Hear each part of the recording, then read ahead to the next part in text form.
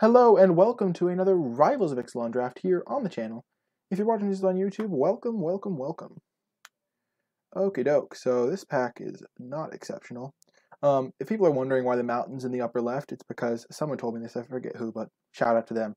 If you have a card that's in Masters 25, then it shows up in the upper left, because Masters 25 is also on Magic Online. I don't know why it's like that, it's probably a bug of some kind, but yeah. This chest is a card that people might think is good. But the thing you have to realize is it does literal nothing until you have a creature, until you have a kill spell for their creature, and then it doesn't even necessarily do anything. Like, it could exile something bad, it could exile something like good, but very random. And you have to have a removal spell for it to do anything. Forerunner of the Legion is a powerful card. It does kind of make you play vampires though, so I think I'm gonna take Moment of Craving as the more flexible card. Though Forerunner is probably my second pick, and then Jungleborn Pioneer coming in third, because I do think Jungleborn Pioneer is a good card. It's just I'd rather start with a card that's more flexible. And now, Forerunner of the Empire is a good card. Paladin of Atonement is decent. It's not insane, but it's decent. Especially if you want to be a defensive deck, because it's really hard to attack into this. However, I'm just going to take Impale. I think it's probably like top 3 commons for sure. Probably one of the best commons. Maybe the best common. I do like Bombard still, but I'm not sure where I'd rank them all. But Impale is definitely the pick here. It goes with my Moment of Craving. It's a great card. One of the uncommons is missing from this pack. So there's plenty of uncommons you'd take over Impale, but so we don't really know a ton about what their colors are. But definitely a good card to pick up to follow our Moment of Craving. And I feel good, because if I end up black in any other color, I'll have 2 great removal spells. Okay, so now a rare is missing and 2 commons are missing. So you can tell that because there's 3 uncommons in each pack. So if we wanted to stick with black, I think the best card is probably Vampire Revenant or Arterial Flow or Recover. I mean, those are the 3 black cards. I think Recover is probably the best black card here. Arterial Flow is unreliable because it's hard to cast in a lot of the times, and sometimes you don't have time to cast it, or sometimes you're in the late game and you top deck this and it's horrible. Recover is a card that's pretty good in the late game, but it's not good before that you have a good creature in your graveyard. But I like taking the first Recover over the first Vampire Revenant, because this card's not really useful in a lot of decks. Mutiny is a card that's gone down. It started off low for me, and then it went up, and then it went back down. It's just a good card. It's not like it ended up higher than it started. I'll say that. I think it's a good card. I think you should play most, like the first copy in all your red decks, but then after that, it's not great in multiples. I'm going to take Exultant Skymarsher though. It's a great body for the cost. 3 mana, 2/3 flyer. Pretty good. And we could maybe draft some vampires. Okay, so Oathsworn Vampire is a decent one, especially with cards like Moment of Craving. But there's also a good blue card, Crashing Tide, and then there's Legion Conquistador. And Legion Conquistador, we already passed one of them. I think I'm going to take it here, though, even though we did pass one already, because if you can get like 3 Conquistadors, you can have a pretty solid card advantage engine, especially because sometimes you'll find ways to pump your vampires, sometimes you'll have cards that care about vampires, and so Legion Conquistador is pretty good, especially getting them relatively early, because then no one else wants them. And I took an Impale over the first Conquistador, so I'm not saying I should have taken the Conquistador, but I definitely like taking the Conquistador here over a Vampire Revenant, which I do not think is an exceptional card. And one thing to note is when you're taking Conquistadors, other 3-drops lose a little bit of value because you don't want to get 3-drop flooded. But I'm not going to take a Crashing Tide over it. I'm not going to take a Vampire, even though Oathsworn would be good. Oathsworn is just a very medium card, whereas Legion Conquistador can be good, and I think it should be taken as such. So now there's a bit of a interesting pick. Raptor Companion is a fine 2-drop. Snubhorn Sentry is a fine card, but I don't really love this card. Like, it's a card that I will play in some decks, but I don't think it's insane, because a lot of the time you want to be able to trade with stuff. So having 0 power is a real downside. Like, I think I'd take Dinosaur Hunter and Raptor Companion over at this point. Mutiny's fine, as I said before, but I'm not really looking to play red. And if I do play red, missing out on a Mutiny is not the end of the world. So I'm not going to take a Mutiny here. It's not really a hedge pick, because it's not the card that like pulls you into its colors. If it was like a, say we were in Ixalan and this was an Air Elemental, I could take an Air Elemental and be like, well, I could give up some of these cards and potentially play that. I think it's either between Dinosaur Hunter and Cleansing Ray. I think Dinosaur Hunter is a little bit better than Raptor. I think I would take the Dinosaur Hunter, especially because I could end up black with something else, especially because my 2 black cards are better than my 2 white cards, especially because it's pretty bad on its own. So I'd rather take a black card than a white card there. And Dinosaur Hunter does let you trade with a lot of cards in the format.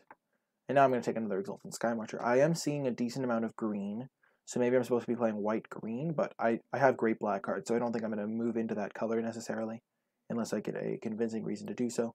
Heliopterus is a card that I have not found to be insane. It's fine in red-white aggro, I think, because then you have enough dinosaurs. You can play it with Raptor Companions, which lets you hit pretty hard, actually. Evolving Wilds is a card that I like, but I don't really need it here, though I do have double white cards. Bench. Okie doke. Welcome to the stream, Mobile Home 1, once again. Okie doke. Blood Sun is a card that's not playable in limited. Even if they have some of the flip lands, it just does nothing a lot of the time. There's a couple of good red-blue cards, but I'm really far away from playing red-blue. I mean, and this card's much better in like an aggressive Pirates deck. I could still technically play red-black, I guess. I do have one Pirate that kind of goes okay with this, and removal can be good in any deck. But I think I'd rather stick to white and take a Cleansing Ray. It's a pretty good sideboard card. If you play against vampires, it's very strong. And I don't think I'm going to be playing red-black at this point. I haven't seen a ton of great red cards. Now I'll take another Dinosaur Hunter over Foul Orchard, which would let me slash green, and like a Traveler's Amulet. I think having good 2-drops is an important thing to have. And I think about 5 2-drops is usually pretty nice. You can usually get 2-drops later, but it's better to like take them if you can, especially over Traveler's Amulet, which I don't think I'll need. I don't usually like to take Fixing before I have a card that I want to splash. And now I'll just take a Canal Monitor over a Relic. It's not looking like I'm going to be ending up in a deck that needs 3-drops, because I already have 3 3-drops. Buccaneer's Bravado is interesting because it could have meant that the red-black deck was open. There are some pirates here. Maybe I should just take that to black, because I don't think Canal Monitor is going to make it. I'll probably end up with a Canal Monitor, so I think I'll take it. Always take the non-foil if you can. So I think I'll hedge into red here over a Canal Monitor that I'm not going to play. And now I'll take a Fathom Fleet Boarder. I'm not gonna. I don't think I'm gonna be playing red. I only have 3 white cards though, so I could technically play red. But I don't need a second Buccaneer's Bravado, and this card's gonna be good in my deck no matter what, especially because I have a couple Dinosaur Hunters. Now I'll get an Arterial Flow. So the other Legion Conquistador didn't wheel, which is kind of important to notice. Now I'll take a Trailblazer. Maybe red is open.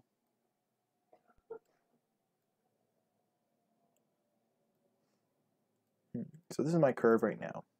Conquistador's not looking great. I would much rather play Vampires than play Pirate Aggro, though, I will say that. I think Pirate Aggro is a little bit slow. Like, it's a touch too slow, so you have to get a little bit lucky. You have to hope your opponent doesn't have some stuff for it to go right. And we didn't see a ton of early good red cards. Like, we didn't get past a Bombard.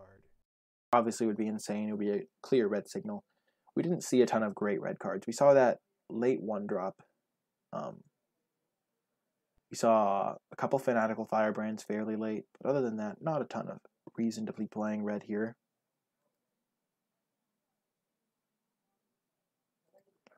So the fact that Legion Conquistador got taken by someone is a bad sign for me, because could mean I'm fighting for someone with them, and they're much worse when you are fighting for them with another person. Lend of the Dusk Rose is a card that I think is quite strong. I've lost to it numerous times. Not numerous times, well, a couple times. I think I've beaten it once and lost to it once, but the card just makes you feel really bad. Like, when it's in play, you can't kill their creatures, but at a certain point, like, you can't block their creatures because this grows bigger, but it's just a very strong card. Even if worst case scenario, it's a 1/1 that dies into another 1/1, so it can jump for a couple turns. This is a great path. Black, though. There's a Lenda, there's a Dusk Legion Zealot, there's a Luminous Bonds. Forerunner of the Legion is pretty strong. Reaver Ambush is also pretty good, but I think Luminous Bonds is better than it. This is basically Vanquish the Weak with minor upside. And Vanquish the Weak is, like, just pretty good, not insane. So I think I'm going to take a Lenda here, wheel the Fathom Fleet Boarder. If I'm lucky, wheel Dusk Legion Zealot. But I think a Lenda is pretty good, and it makes you want to prioritize, it makes your removal better, because it's any creature, not just creatures you control. So I'm going to take a Lenda here over Forerunner and cards like that, because I think a Lenda is just quite strong. So not a single white card. There is, I mean, I guess Blazing Hope is a white card technically, but it's not a good card at all.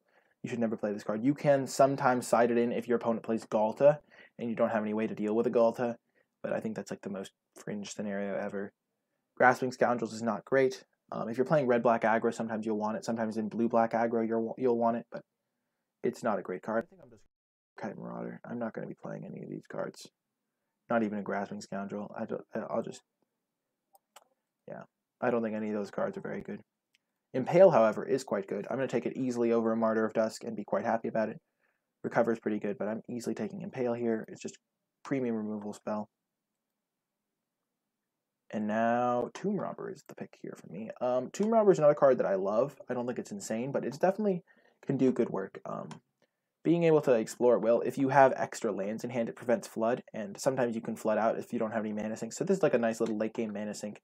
It can grow pretty big, and it can do good work. Canal Monitor is not insane. Imperial Ceratops is not insane. So Tomb Robber is just a decent card. It's not insane, not horrific. Forerunner of the Legion is kind of cool because it can get my Tomb Robber if I wanted to be more like that. But I think Forerunner is much better when you have like a truly broken card to get, because a lot of the time stacking your deck with a Tomb Robber is not going to be great, and then this just under. I think I'm actually going to take either Recover or Dusk Charger over it. Probably the Recover because I have some. I have a pretty powerful card to get back. I have some flyers that are nice to get back, and Recover just helps you be a more grindy deck. Dusk Charger is pretty replaceable as a 4-drop. It's not insane, so I'm just going to take the Recover here. Pretty punished here, actually. There is another Recover immediately, which is not really what you like to see. Yeah, pretty unfortunate to see another Recover right now. I think it's between Raptor Companion and second Recover, but I don't usually want the second Recover, so I'm just going to take the 2-drop here. And now Mausoleum Harpy is a nice little 5-drop. It can help you win late games. I mean, this creature can become truly massive. It makes me kind of want to pick up a Costly Plunder in pack 3, because Costly Plunder is a card that lets you sacrifice your own creatures, and makes me want to have one of those in case Glen Elenda gets stuck under an aura. This card also has minor synergy with it because you can sack your own creatures to grow it. So Mausoleum Harpy is a nice pickup for sure.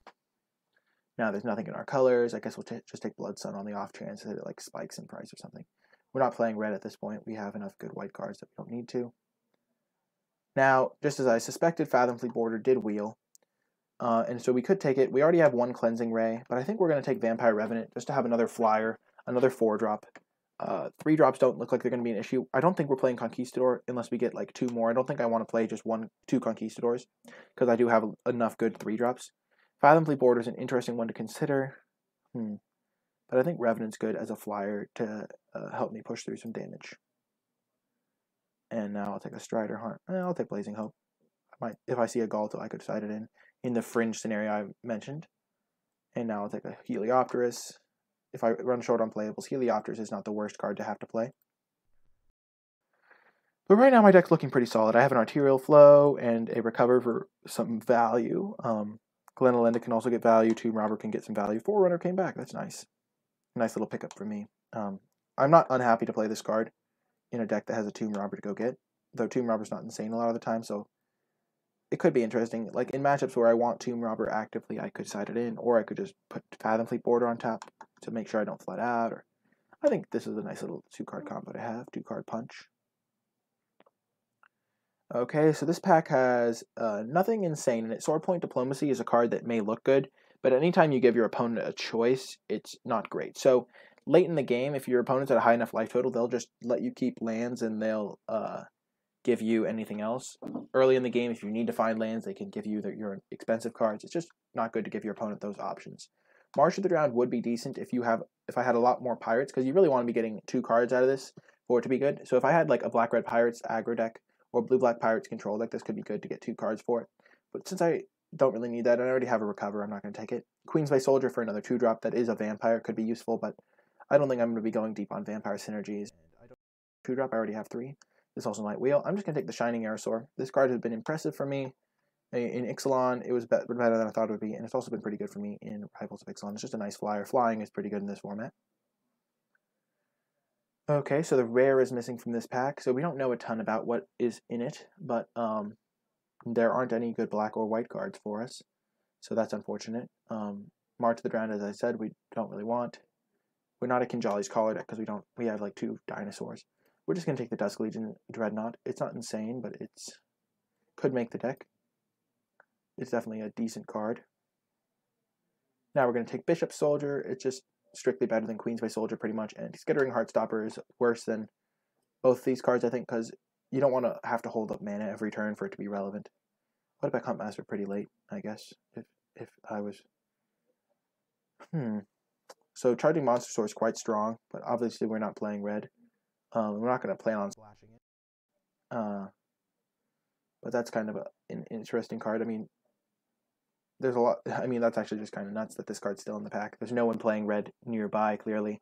So maybe we were kind of right that Buccaneers Bravado, this deck would have been a bit better, but I think we have a pretty good deck still. Legion's Judgment is interesting, but we don't really need the removal. We already have 2 Impales and a Moment of Craving, so we can kind of kill their big stuff, block their smaller stuff. So I think it's between Skyblade of the Legion and Queensway Soldier. I think we're going to take the Skyblade. I think flyers are pretty relevant in this format, just chipping in. And this can block a lot of things too, so we're just going to take the Skyblade here. Grim Captain's Call is interesting. We have Pirate for sure. We have Vampire. We have a couple dinosaurs. So we could technically get 3 types out of this. We can't get Merfolk, unfortunately. So that's kind of interesting. We have Queen's Commission is another option. We could take it because it helps us with Ascend for Harpy, and it helps us with our bigger. But other than that, it's kind of useless because the creatures themselves aren't very useful for us. So I think we're going to take Grim Captain's Call and maybe side it in some matchups. Maybe even main deck it if we don't get enough playables. But I think it's a fine pickup for our deck.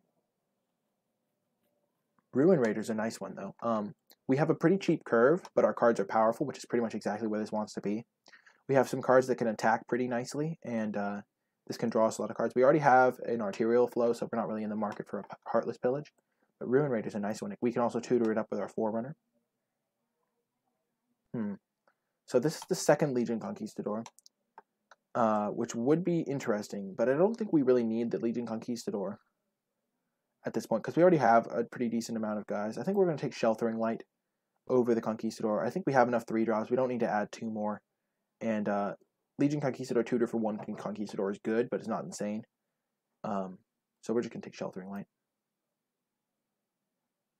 And now we'll take a Looming Altasaur, maybe sideboard it in at some point. And we'll take a March of the Drowned, but we're not going to use this ever. Gilded Sentinel, probably not going to play that. But we'll put it over there. We could play Grim Captain's Call in the main if we needed to. Or Majestic Heliopterus.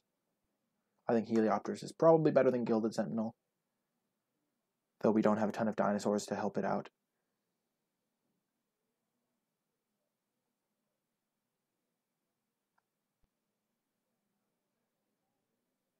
So I guess we'll just take a dive down. We're not playing any of these cards. And Prying Blade's not great. We're not going to play Prying Blade. So we're it may look like we're a little bit short on playables, but we have pretty powerful cards. We can just play this card, and that puts it to 24. We could, worst case scenario, even main deck a Looming Altasaur. It's not great. We can main deck Heliopterus. I don't think we want a Gilded Sentinel. Grim Captain's Call. Heliopterus is also nice because it's another dinosaur for Grim Captain's Call. Also, 2/2 flyers aren't horrific in this format.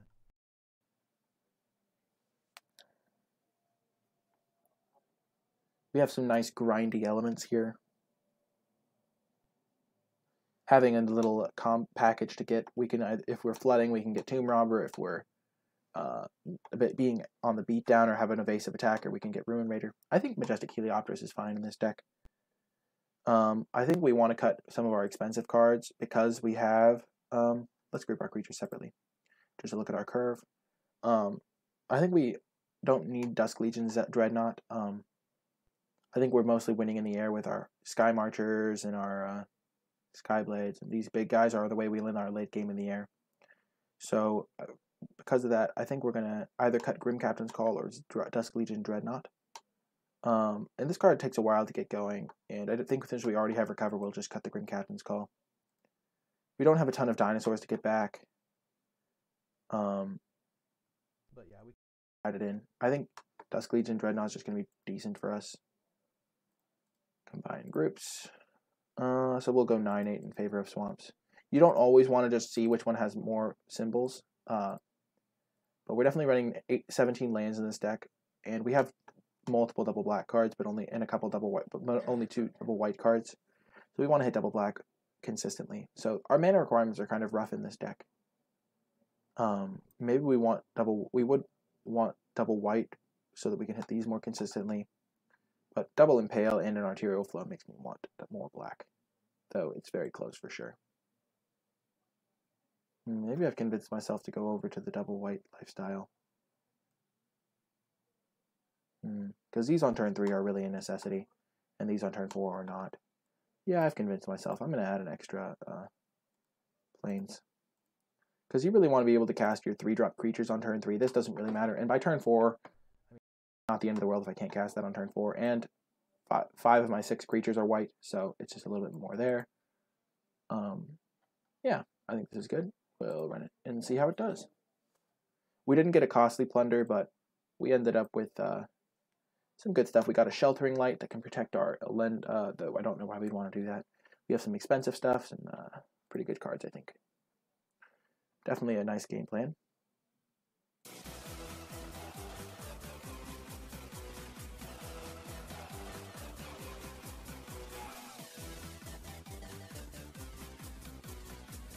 Thank you so much, Arend29, for the follow. Let me know if I pronounced that right. But yeah, thank you so much for the follow, man. I really appreciate it. Welcome, Dustin. I think Elendra's good. I've played with it. I've played against it. I found it to be fine. This is why we have double white in our deck, folks.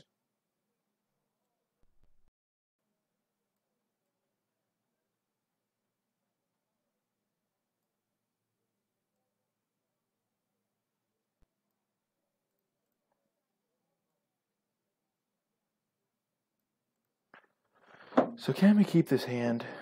I don't think so. I don't think we do. We don't have any white mana. If we don't draw white mana, we lose the game on the spot. And yeah, we even have a double white card in our hand. We'll keep this though.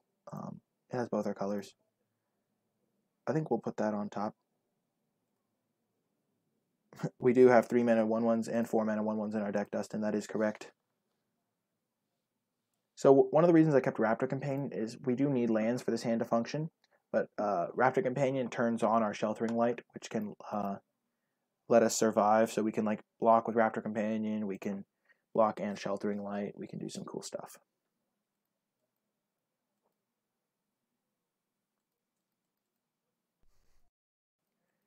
Man, our creatures are maybe understated, Dustin, but they can grow.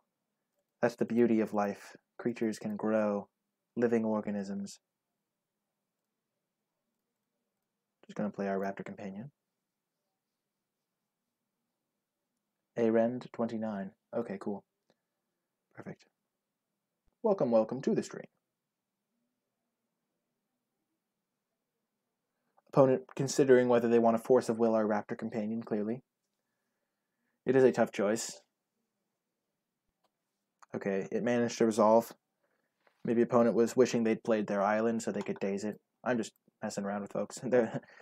In case it wasn't obvious, there's no Force of Will in this format.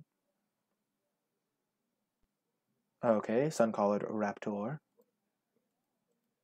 A card that I do not think is very good. Sometimes you just get a bad seat. It happens to everyone. I think my deck is fine. I'm actually pretty happy with the way it turned out. I'm going to attack him. If he wants to attack back, I'm fine with that. If I can use Sheltering Light to trade for his guy, I'm fine with that. I don't really care about Suncolored Raptor, but I want to use this to find more lands, find more action. There's a lot of cards that would be bad to draw here, like that. We're going to put that on the bottom. So pretty much, if I didn't have if my hand was different, I might not want to use Sheltering Light, like if I had a bunch of lands already. But I'm pretty willing to fire that off when I have powerful cards in my hand and I want to draw some lands. Yeah, Dustin, I took Elenda over some good cards. Yeah, I think Elenda's a good card in the format. I think it's strong. I think it makes it hard for your opponent to play optimally because they can't attack you. They can't really block you a lot of the time if they're going to be trading because it just grows, and then it's a problem. So I think Elenda's pretty good, especially if you have removal spells. You can kill stuff, grow Elenda, because it's any creature, not just your creatures. Do you have any tips for sealed Rivals of Ixalan? Going to play side events on a GP in 2 weeks. For sealed, I recommend. Oh, there's our Lenda. Perfect. We're gonna get to see the power. For sealed, one of the things you should probably first of all always play your best cards in sealed. That's just a general rule. But especially in this format where there's pretty easy to splash, because in Rivals of Ixalan there is Evolving Wilds and Traveler's Amulet. So don't be afraid to splash your best cards, Arend. So don't be afraid to splash, because the games tend to go long a lot of the. I mean, the games can be quick, but a lot of the time they can go long, so you'll have time to find your splash color. So that's one thing to be aware of. Alenda's bad when you're behind and bad when you're ahead. Only good on a stalled board. I think Alenda's fine when you're behind, because if you have even one other blocker, like even if it was going to trade and it wouldn't have been great, you play Alenda and then things progress. Not going to try and bluff attack. Hello, Alon. Welcome. So yeah, Arend, for sealed, play your bombs. Don't be afraid to splash. Save your removal is another big thing. Don't just fire it off on random ground creatures, because a lot of the times the games are going to be stalled out, and you really just want to have removal for flyers or their big creatures. And then one final note is, if you have an advantage and you can try to kill them quickly. If you can, like, don't be like needlessly aggressive. But if you're in a spot where you can start to trade with them and kill them, then you should probably do that, because you don't want to lose to a top-decked Tetsamok or something like that. But yeah, those are just my general quick tips. I'm not going to block here. I'm going to hopefully draw a swamp to impale, or any land I can play this. Then double blocks become a lot more appealing, because I'll get 3 counters. That was another good draw. Dinosaur Hunter shuts this down. Hopefully that makes him not attack, and then I can play my Alenda next turn, and that'll be really good.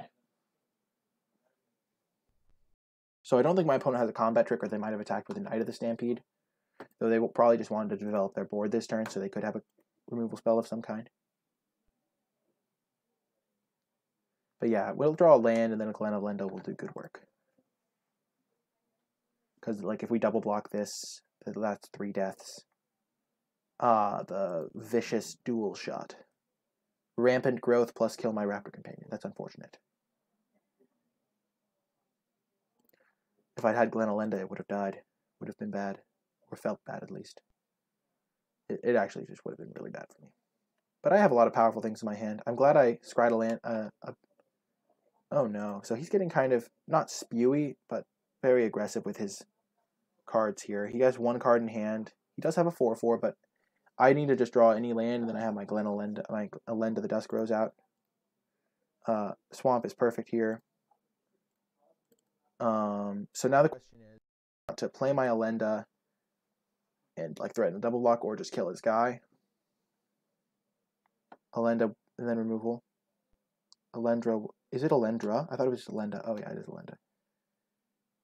So I can either just play Alenda and then threaten the double block, though he's probably fine with that here. I do end up only with a 1/1, and then, or I could impale, or I could take the extra 4 damage. I think I'm going to take the extra 4 damage to be able to get an extra guy, make my Alenda into a 2/2, because that just buys me a lot more time. Having it as a 2/2 also means it can crew Dusk Legion Dreadnought, and he also might not attack if he, like, I don't know, he might just not want to attack me for some reason, if he doesn't want to have the double block happen. Though the double block would be good for him, so I don't know. Yeah. Ixali's Diviner, not a problem for me. I get to know about what he's drawing next turn, hopefully. Fire Cannon Blast. So now I feel pretty good about the way I used the Alenda. Top, he'll be able to kill this, but I'll be able to kill that. Okay, so I'm going to assume he has nothing in hand, or hope he has nothing in hand.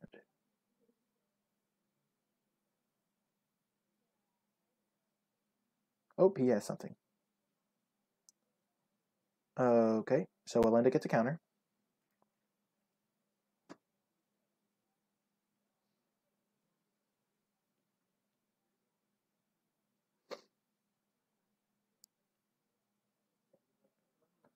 So, if I take 8 here, then I go to 2. Next turn I can impale this. This gets up to 3 counters. He Fire Cannon blasts it. I get 3 1/1s. I triple block this, take 3, gain 3. I'm left with a 1/1. I play this. I think I can take it here and live. This will have 3 and it'll become a 3/3. If he kills it, I'll get 3 1/1s. Then he could attack with this and I can just jump. Yep.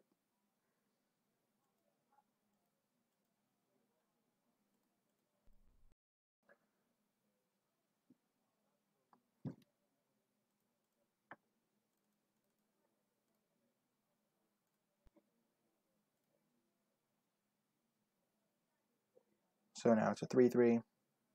He also can't just kill me with normal damage by attacking everything, because I'll gain 3 life and take 3 from anything that doesn't get through. So he has to... Yep, he'll kill it, as expected.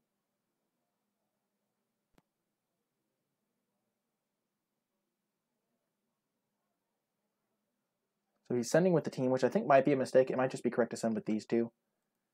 But as it is, I'll get to triple block this. I gain 3, lose 3. I stay at 2 life. I'll have a token against his 2 guys.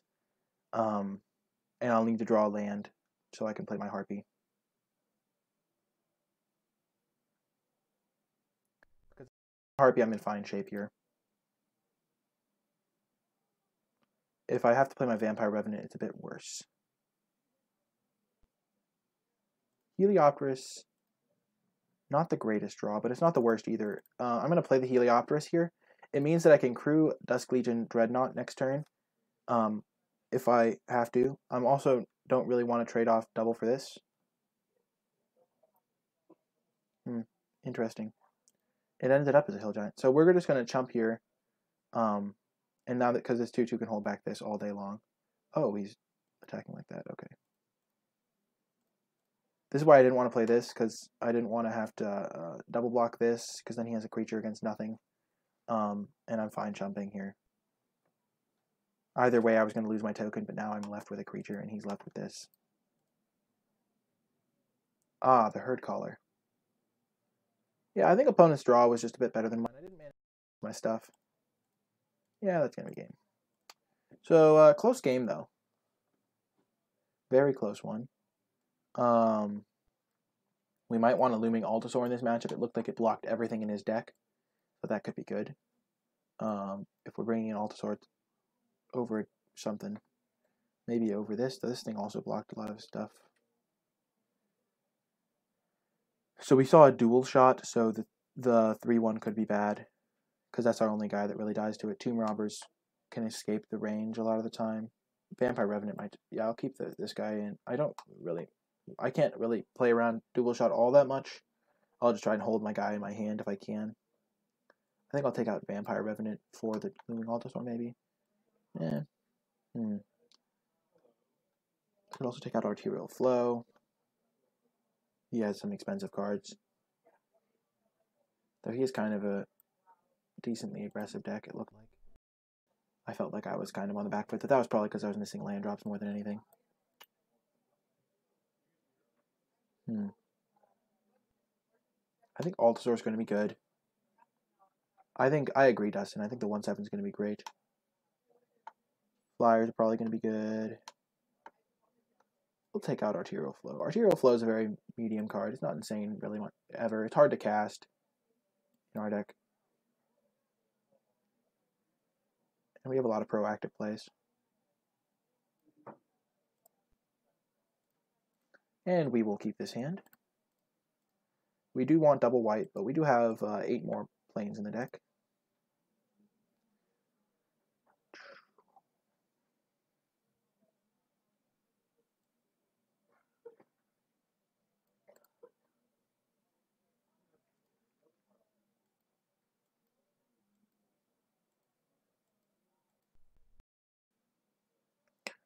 More swamps is definitely just kind of annoying, because swamp is basically useless for us. We have to remember to hold lands in our hand so that we can discard them to Tomb Robber. So if we end up with 4 lands, we'll probably just hold our last swamp, because like 4 black doesn't do anything for us. Plains would actually be nice here. Or we could draw another double white card. Also a fine draw. This is why we added an extra plains over a swamp, though. because we need double white to cast our creatures, and double black for Impale is not as important. Like, if we had the situation reversed where we had 4 plains and 1 swamp, it would be just infinitely better. Ah, Ravenous Daggertooth. I see. You have creatures too. My deck is mocking me. We're going to play the swamp. Attack for 1. We're not going to impale that. He has scarier things to impale. And we can just trade off something for it a lot of the time if we need to. So yeah, this was just a bit of an unfortunate draw. We kept a fine hand and then drew double white card all swamps, but we're not out of it yet. We still have lots of good draws. We have our Shining Aerosaur, which would be a great draw here. We have the 3/3 flyer.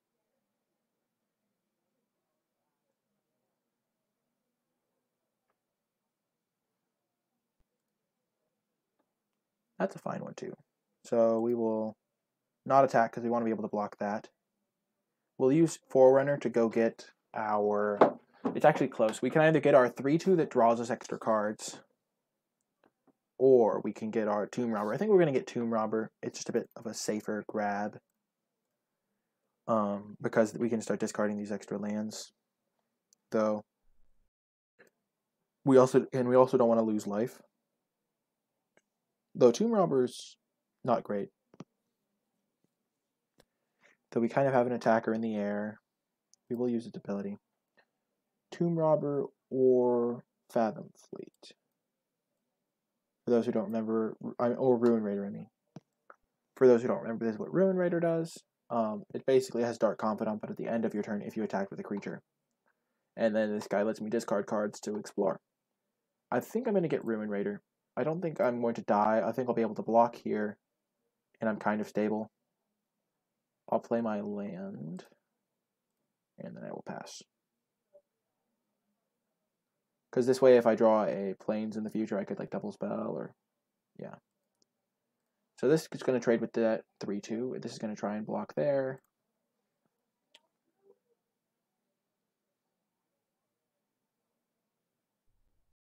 We hope he doesn't have the 4/4 haste, because that would just be like a real annoyance for us. But if he just has, or a Crested Herd Caller would also just kill us very badly. But if the board stalls out, our guy that draws us extra cards is going to be nice, because a lot of the time he'll draw you a land, like half the time. Okay. That takes away our ability to trade with the 3/2.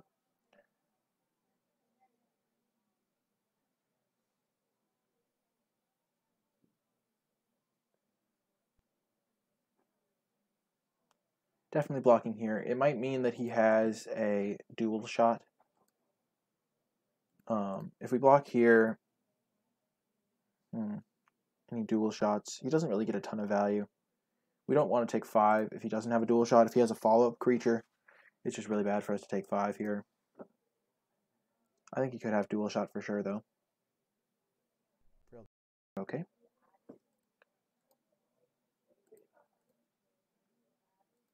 So we're going to be taking, if we attack, we're going to be able to trade with this and take 5 and go to 9.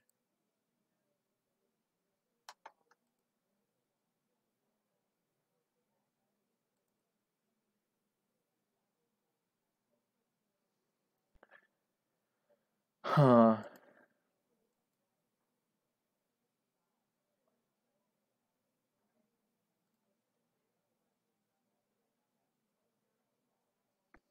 I think this is going to be okay. If we draw plains, we can go to 9.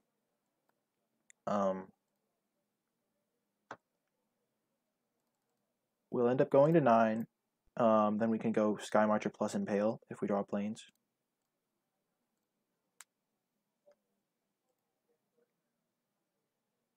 Yeah, let's go. Turns late, but we'll take it.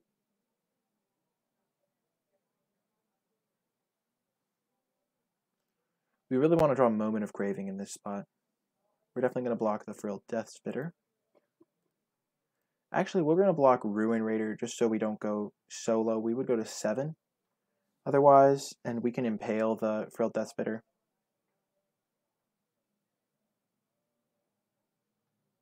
We don't really care about him gaining life. We just want to survive. Great draw. I think he has Bombard up, so we're just going to take the safer line here and impale this. And then we'll play our Sky Marcher. We don't want to attack here because we don't want to trade 1 damage for 2 damage, because if he bombards this end of turn, which I think he might. Oh, no Bombard. So we know he doesn't have Bombard. Pretty sure he doesn't have Bombard. I like the Impale here over on the Frilled Death Spitter. He might just be flooding out. Next turn we can start attacking with our Sky Marcher. So now we have 8 mana, so we can play both our creatures. So that means we can probably attack with both, actually. So we will attack him for 3 in the air.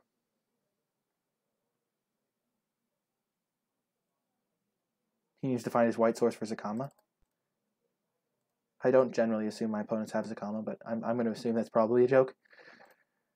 I think it's, yeah, I agree. He definitely just needs a white source, but he does also need more lands. No, because this makes it tap for 2, basically. Okay. So now we have him on a 2-turn clock. So that's why we made that attack like that. So he did have Bombard. He was just waiting for a suitable target. Okay, Reckless Rage. Okay. But it's not the end of the world either, I guess.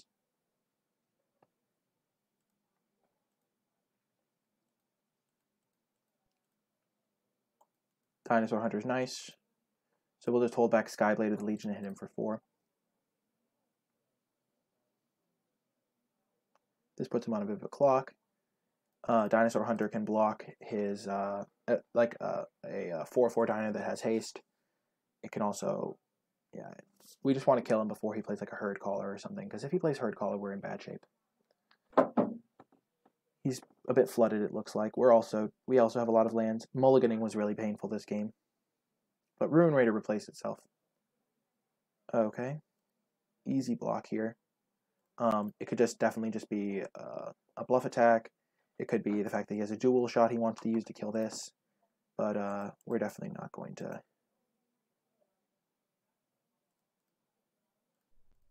So if we do this, we die to like double haste creature. This is 2/4, 5. This is 2/4, 6. There's no reason to attack with this guy. If he has a Flash Dino, then this thing dies. If he has Swift Warden, this dies. Swift Warden would be a catastrophe for us. I think we're just going to keep the 3-turn clock alive. This thing can block haste dinos, which is relevant. This thing can block the Knight of the Stampede. And it's not like we're going to get a free attack in with Dinosaur Hunter next turn. This attack could just definitely be a bait attack that's trying to get me to attack with my 2/2. It's just, yeah. See, Snapping Sailback, I didn't care if he had that because he would block here, but if he untaps and gets to attack, because he's not going to block, but if he untaps and attacks with this, then it's a problem. Whereas now my Dinosaur Hunter can trade with it. I have him on a 2-turn clock.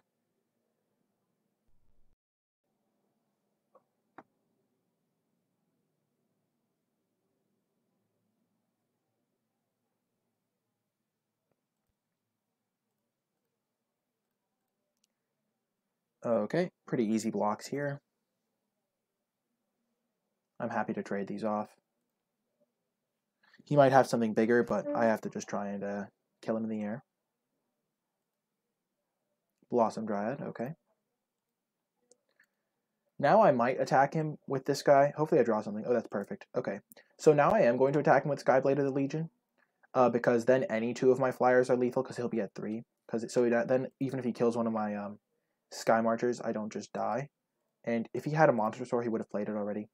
So I think this attack is correct because now he's going to be at 3 and either of these 2 guys kill him, whereas before I wanted to be able to kill him, be more safe so I don't just keep taking 2 damage. Because I am essentially trading 2 damage for 1 damage with this on previous turns. But now Glenelenda can chump block here. Perfect. We managed to pull out the victory there. I didn't think we were going to be able to do it, but we managed it. That was pretty crazy. The Looming Altasaur would have definitely been great there. Now we just have to see what else we want to change. Arterial Flow doesn't seem amazing. Grim Captain's Call could be great. Cleansing Ray doesn't seem great. That was a very close game. Thank you, Zascopola. We drew the good part of our deck for sure. I mean, we kind of drew we drew like a range of cards, I would say. We had some good ones, some bad ones. I think Grim Captain's Call could be good in this matchup. I don't know what I would cut. Heliopterus could be bad. I'm worried about the 3/3s that he makes. So what's good against those? He also has the 2/4. He has the 4/4. That game he showed us the Snapping Sailback.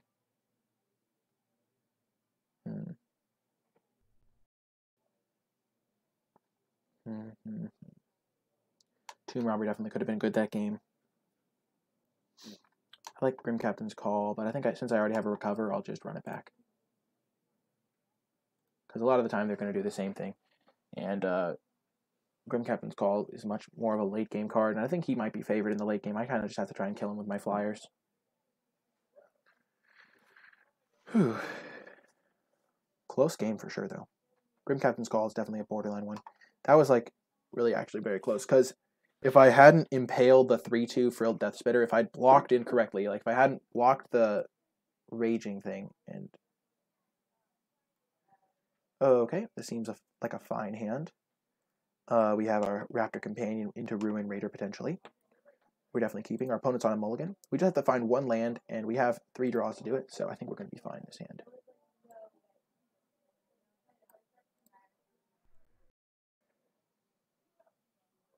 Thank you, Dustin. It means a lot. And our favorite, Alenda the Dusk Rose, not Glenalendra. That would be a very nice card to have in the deck, though we aren't playing blue. Okay, Cherished Hatchling. We don't really want to trade, though, because we're going to just try and get some value with our Ruin Raider. Okey-doke. Do need to find a land, so we're going to take the hit for 1 turn, I think. Opponent's on a mulligan. Maybe we don't want to take damage. I mean, we definitely don't want to take damage, but Looming Altasaur blanks this. If we draw a land, we can attack, and we're trading 2 damage for 3 damage, essentially. We do want to keep our life total high because of Ruin Raider. I presume we'll find a land here, because you always draw the land at the last possible moment. Dustin. What? Ah, yes! Oh, yes. Opponent doesn't even make us worry. We're going to get out Plains because we have... What do we want? Do we want to get... Swamp so we can cast Impale, or Plains so we can cast our 3-mana 2/3s? Probably just want to get Swamp this time because we don't have any of our 2/3s in hand, and Impale could be relevant. Ding. Okay, so we're going to attack him for 3. We didn't find land. We're just going to play our Ruin Raider, and we'll take a bit of it. We might trade with Old Growth Dryads. Opponent doesn't have a 3rd land, so we're just going to take our 1 draw from the Ruin Raider. Hopefully don't take like 7. Perfect, we hit a land. Or we could wait and play our Alenda before we do that, but we could just take 5 here. But I like blocking here at the same time. We got our bit of value from it, but we have, like, our opponent has 5 cards. We have a lot more than 5 cards. They're stuck on 2 lands. We just want to kind of kill them.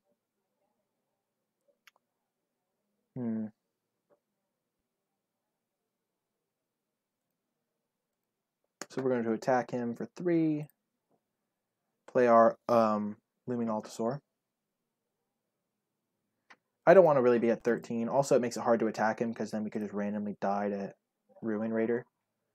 And yeah, Old Growth Dryads was like actually the savior there, unless we were going to draw that land. But if we hadn't hit a land there, we were going to be in trouble. Okey-doke. Why would you play that card, opponent? I think Old Growth Dryads is a card you should never play, but if you were to play it, you don't really want to play it on turn like 1 or 2. The way you want to play this card, to play it, which I don't recommend, is you play this card on like turn 5 when the extra land doesn't matter, or like to double spell on turn 5 and play like a 4-drop in that. We're going to play these two guys, I think. Or maybe we'd play around dual shot and don't expose ourselves to that, so we'll just play this. That seems a bit better.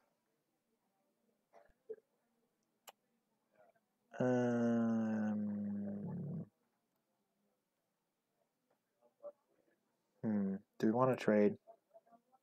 Probably not. Harpy seems like a fine play. We have recover for it. I don't think I want to trade those. I don't think I want to get too aggressive with that. I have 8 permanents, so next turn I'll have the City's Blessing, and then I can go full out attacking. I agree, Selfish. It takes one time. Opponent's like, man, my opponent missed their land. Oh, man, he missed his land drop again. That's unfortunate. Okay, so now we're going to get the City's Blessing. And attack with all of our stuff.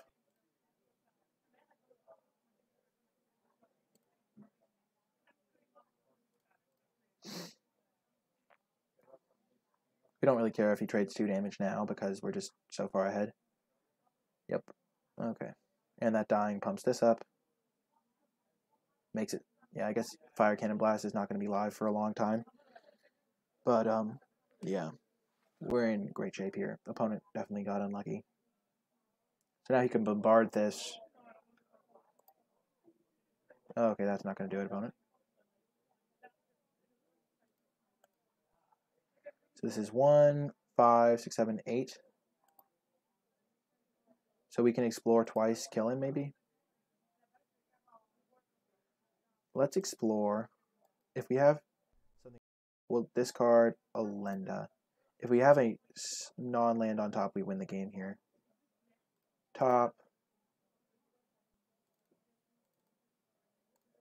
I think I did the math right here. 1, 5, 6, 7, 8, 9. 10, yeah. We could have, like, been slightly safer and just, yeah. I guess we could have reset all filters. We could have not done that and had our Glenalenda in hand, but we were going to cast, if we drew a land, we were just going to cast our Shining Aerosaur that turn and attack him with everything anyway. So, yeah. Captain's Call, no. I'm considering if we want to change anything in our deck. I think maybe we just want Looming Altasaur. Probably not, though. Material Flow can help win some games.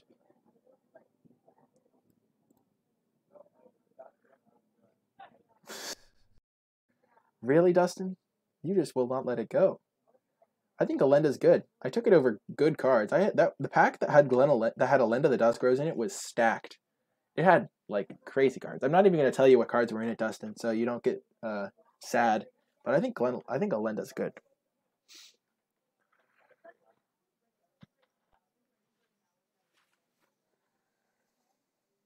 I would like to play first.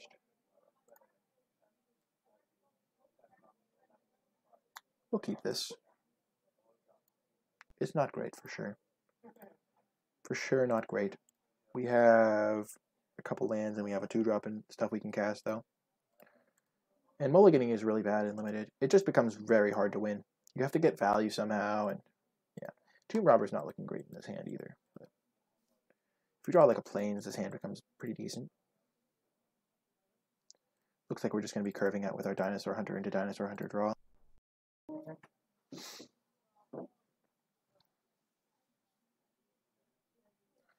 It would probably be correct to play Dinosaur Hunter over Tomb Robber anyway. Ah, Famished Paladin. That is a fine card. Plains. So we could Moment of Craving this, but I think we're just going to develop our board first. Yeah. We could find a better target later. We don't really care about the ground creature in the long run. We have our flyer that can just kill him eventually, maybe. And board stalls are good for us because we have I keep saying Glenalendra. We have Alenda in our deck. And especially because we have a bit of we're mana screwed, so we don't want to encourage short, quick games. Also don't want to walk into anything here. You're reserving Judgment, Zealotfish? Just watch. It's going to be great. I've played with it before, and I've lost to it badly before. So there's a little bit of bias. Okay, he's also missing land. He's also missing land of 3, 4, 5, 6, 7. So we'll do the attack next turn if we don't draw anything, but he's also mana screwed. At least he has his second color. Oh, no longer mana screwed. Boom, perfect. We're going to Moment of Craving that. Just use our mana better, especially because we're going to probably draw a land here. Okay. Or not. Forget I said that. Lands are for the weak. Who needs lands when you can have phenomenal non-lands in your hand? This happened to us twice. Oh, yeah, if we draw planes, we can just kill it. Wonder if our deck considered that. Boom! Our deck did. And our deck found it to be good. Okay, so what do we want to do here? So we have multiple drop options. We have this guy. We have this guy. We have four cards we can play really here. I kind of just want to play Skyblade and trade with his Vampire Revenant.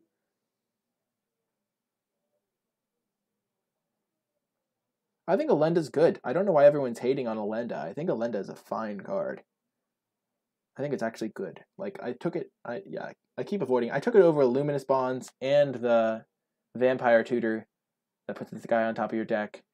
And there was some other great card that I took it over. There was another great card in that pack. But yeah, there was some good stuff in that pack. I could look back later, but there was some good stuff. I think Alenda's a good card. Oh, okay.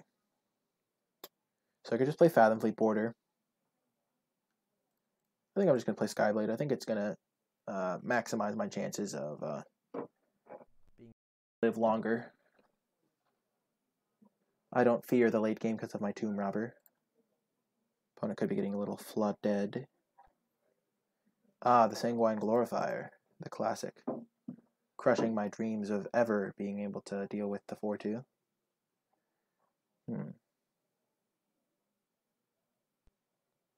Okay, I have a bit of life to work with here. Perfect. Now I'll play my Revenant so I can trade there. And I'll hit him for 1. I should have attacked first. That was sloppy. Hopefully will not happen again. Doesn't look like he has anything though.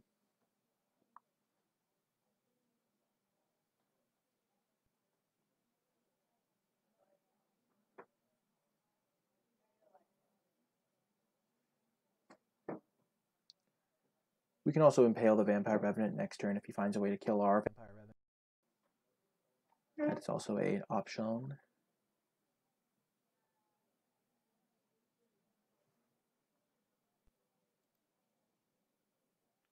I'm only human. Good afternoon to you, Danbat. Ah, I do not know why they did not attack first. Seems a bit sketchy.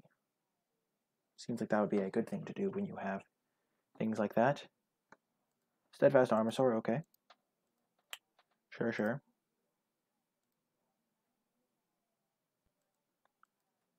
Hopefully I draw a land here.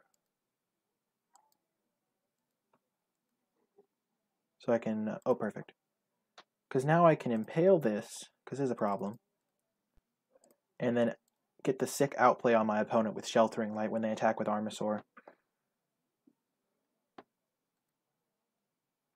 Because then I can, oh, maybe should have attacked? I don't know. Because I can double block and single block this.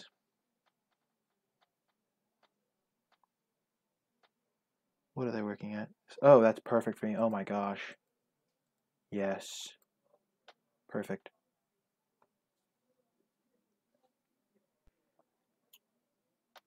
So now I can single block this, and he has to activate, and then I can use my Sheltering Light in response. This was the outplay I was talking about, but I didn't think he'd enchant his guy before it happened.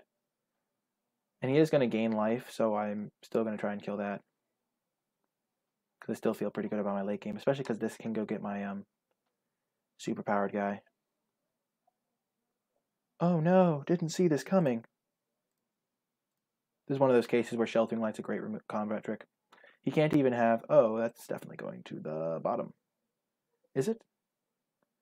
Maybe we want land number 6. Because then we can double spell. Yeah, we'll put that on top.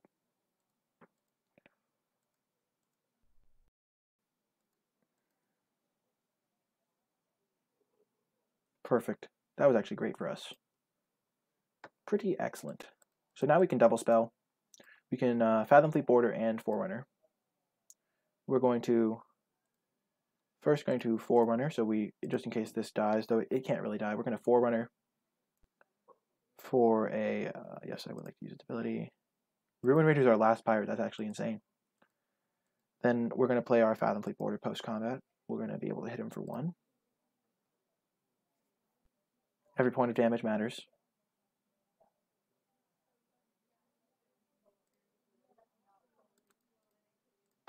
Okie doke. Oh, also, playing this first does an extra point of damage to him. Pretty good.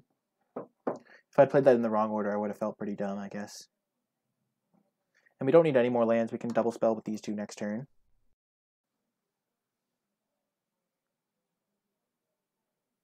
And most spells are not very relevant for my opponent here. What's relevant is flyers. Especially the last point. Every point matters, especially the last one. I agree. So hopefully he doesn't find a way to deal with my Skyblade. But I can also attack with Fathom Fleet.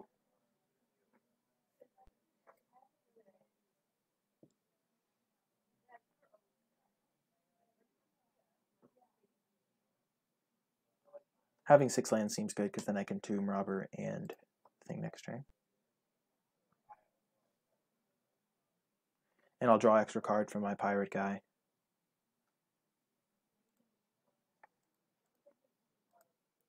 I'll just attack with Skyblade. No need to expose this to a combat trick or something when I just want to be a bit defensive.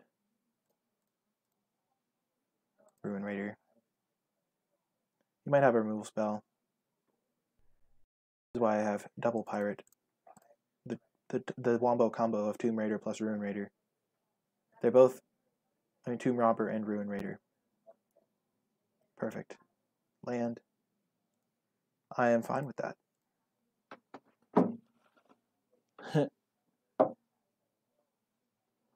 Rock Chalk, Kansas University here. Oh, that was a massacre. Okay. So what do I want to keep? So I kind of just want to keep these 2 guys.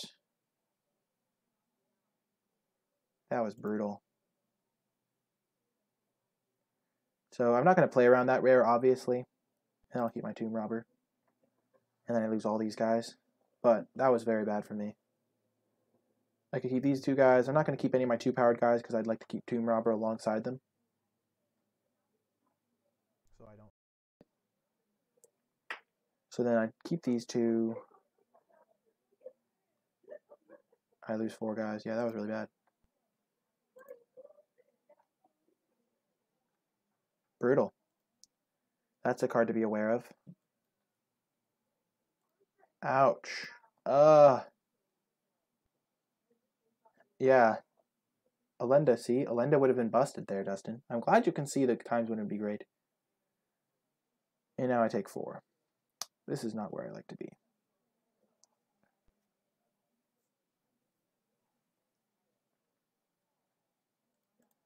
Haha.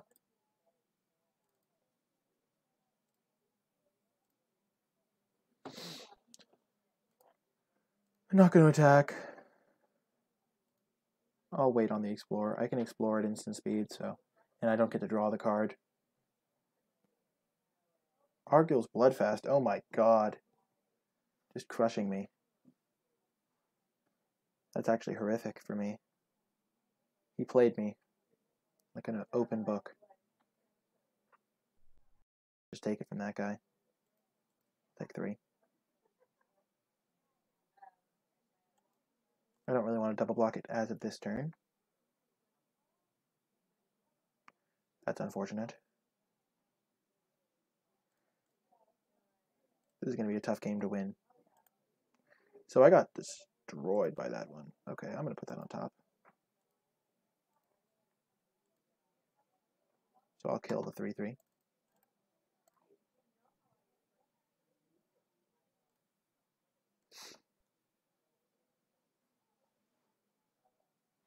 Hold back my blockers. I'm in bad shape, though. He's drawing like 5 cards a turn. Oh, this is really bad. Oh, this is grim. Not great. I do not think I can win this game. I got so owned by... If he hadn't had the, like, Slot of the Strong, I would have been in such good shape. Able to beat the Arguel's Bloodfast. But that card killed, like, all of mine and none of his, so it was not good for me. Oh, that's very bad. Whew. Yeah. Very grim. So I just have to trade with that. Yep. Yeah. And we're dead. Oh, yeah, we'll just concede. That was, where's our rares? I mean, we did have some rares there, but our rares died. He killed our Ruin Raider. Our Tomb Raider was not insane. Yeah, all our rares are 1/1s. The power. I mean, this isn't a 1/1. This is a 3/2. I think we'll bring in Looming Altasaur against that board wipe. Helps us block all his stuff. Probably bring in Cleansing Ray, because we saw a bunch of vampires. Grim Captain's Call is interesting.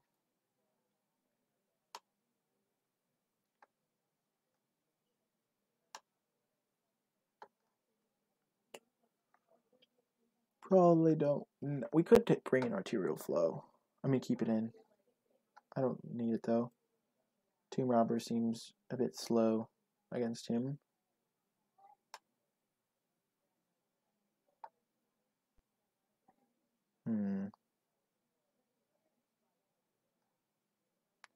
Guess this card's not insane.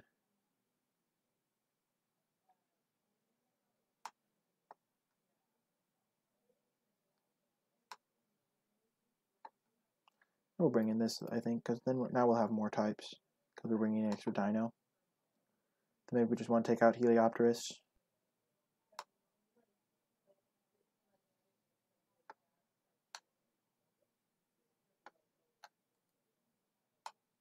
This card helps us against the board wipe.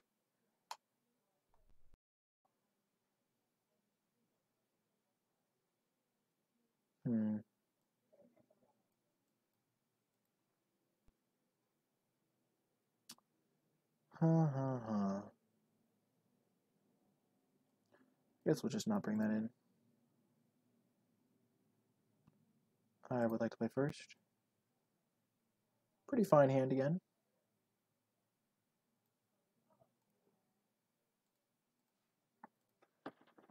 Play planes, pass the turn. So we could have a pretty aggressive start here. Dinosaur Hunter into Sky Marcher into Sky Marcher. Or Skyblade into Sky Marcher into Sky Marcher. Unfortunately, we, I think we'll play our...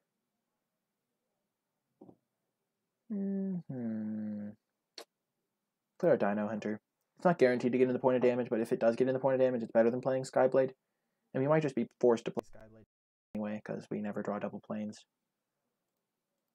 Oh, yeah, punish to the max. The classic planes. Oh, we're doing this again, eh? So we missed a point of damage by the way we sequenced them, but I think this could have pretty good potential. But yeah, never draw second planes, GG. Classic story of my life. Oh man, this happened to us last time. How does this happen to us every time? Okie doke. Come on, planes. Okay. Someone stacked my deck. I have got to find out who did this on Magic Online. They're just laughing. They're at a computer watching my stream, and they're like, hey, I could stack his deck. I have the code. But, yeah, this is not looking great.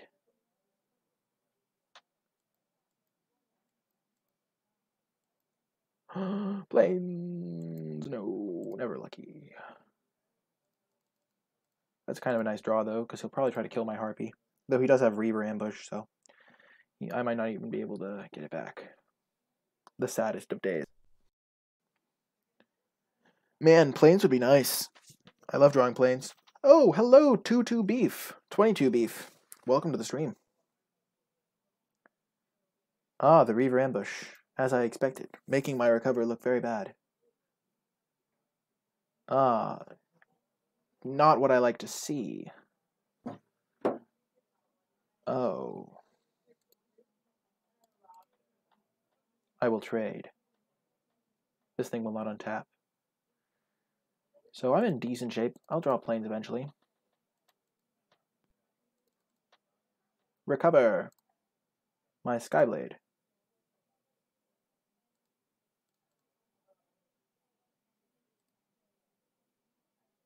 Double white is one of the reasons you don't value that card very highly. I still think the card is good. You can cast it on turn 3 a lot of the time. If you have like 10 planes, if you're like able to play heavy white, and 9 planes is not like the lowest. Hail it. Or just kill my dreams. Oh no, this thing's gonna untap now.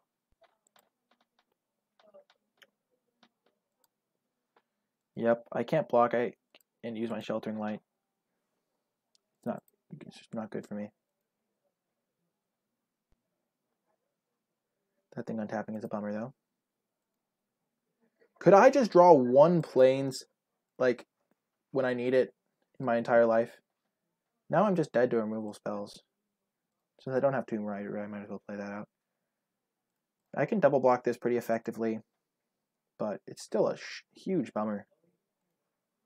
Like, what the heck?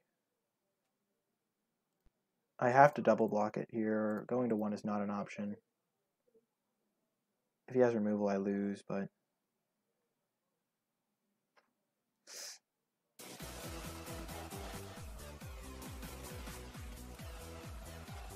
Oh yeah.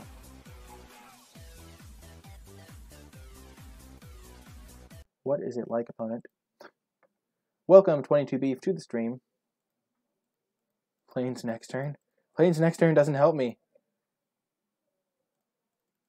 That actually could save me. I thought I was just completely dead, but maybe I can pull it out. The victory, the W, thanks to Sheltering Light, my favorite. The hero. That might have been the only card in my deck that I could draw there. Harpy, not great. Distinctly not great. The opposite of great, in fact.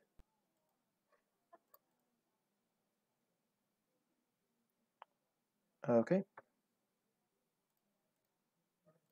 So I do have Impales in my deck. What is with me and swamps? I do not need swamps. Deck, do not give me swamp. I do not want swamp. I do not need swamp. I have never wanted a swamp. Not once. Actually, I spent once. There's the plains. A bit late, bud. So now I'm in grim shape. I need to draw an Impale. He had the card that beat me, the Moment of Craving.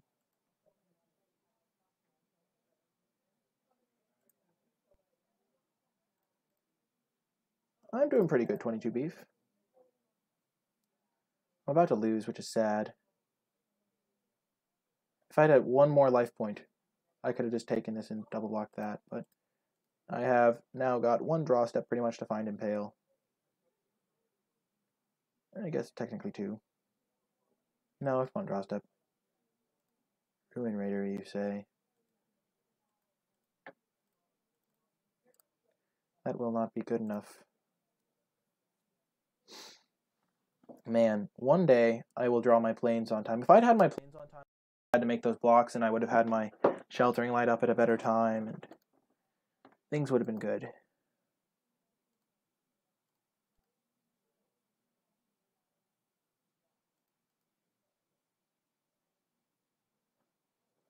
We'll just block it now.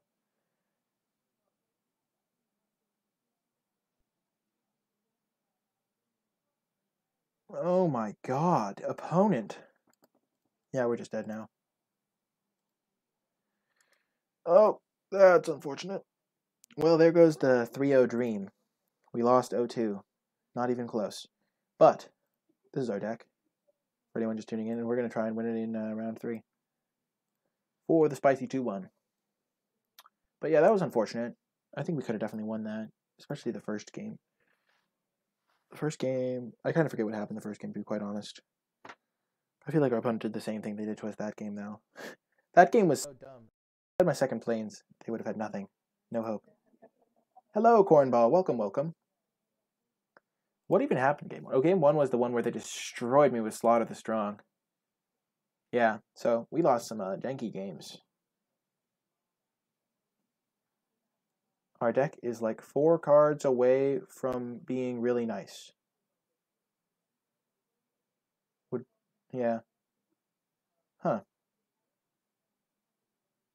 I like am resizing the window, I glance over my hand, and I'm like, yeah, that's not great. Hey, a keeper. Do not need more swamps. You know Shuffler's going to give you an all-black hand with 2 planes? Well, Alon, we didn't get an all-black hand with 2 planes. We managed to get a 7-lander. We have double planes, though. Doing another Rick's draft? I think so. I think so. Desperate Castaways. Ha.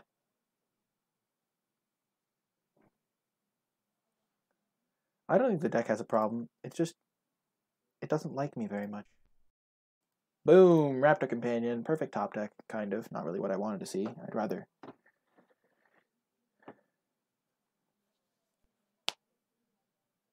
OBF curse avoided. Oh, I wasn't going to curse, I don't think.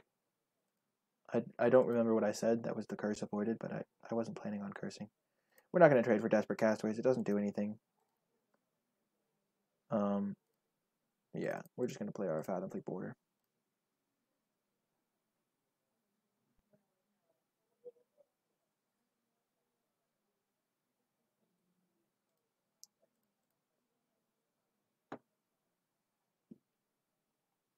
Aw, Reaver Ambush. That's not very nice.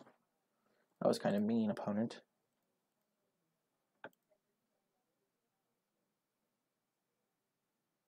We can't even... They always have the Reaver Ambush to make our recovery garbage. Ugh. We'll play Bishop Soldier. Still no trade.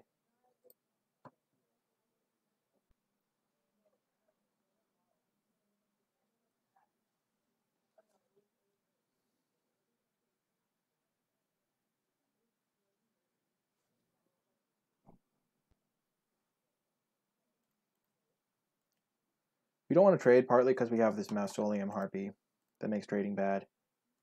Our opponent has 3 lands in play now. We don't really want to walk into their combat trick, so we're just going to pass turn again. Oh, man. We could attack for 3. I just don't think it's worth it here. We're just going to try and play our Harpy and ride that to victory, and in order for that to be a great card, we just want to get the Ascend. Oh, we avoided the Shuffler curse. So opponent also had mana straits. Harpy pretty easily here. You can start attacking next turn. Whew. And then next turn we can recover, get the Harpy back.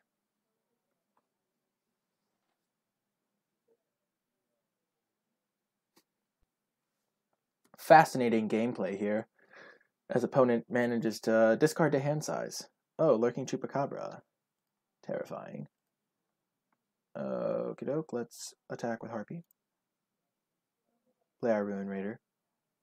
Draw a card. Though we could play Dusk Legion Dreadnought. I think drawing extra cards is pretty nice here.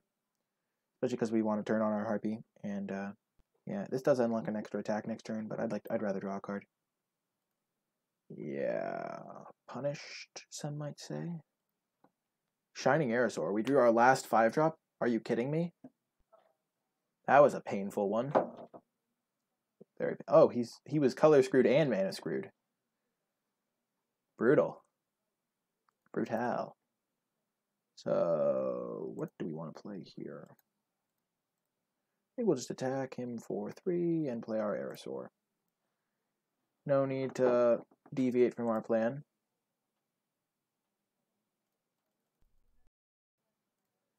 Was that a sick ref, Zelhafish, to the time where I destroyed people with Lurking Chupacabra in Path, or was that just a general statement? Because I had Path and Lurking Chupacabra once, and it was sweet. Great combo. Perfect combination of cards. Okay, so we're going to play our land first, so that we immediately get the City's Blessing. Then we're going to play our Dreadnought post-combat.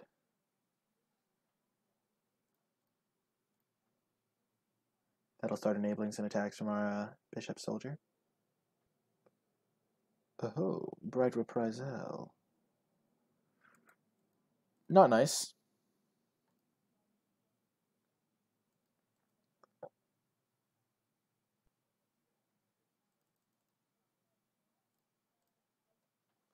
Unfortunate.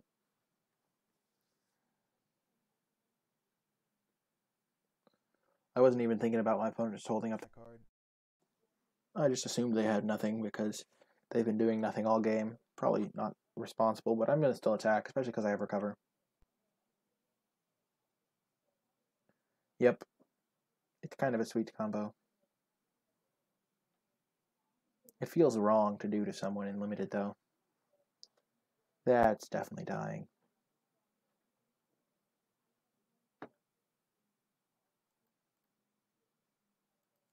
Aha!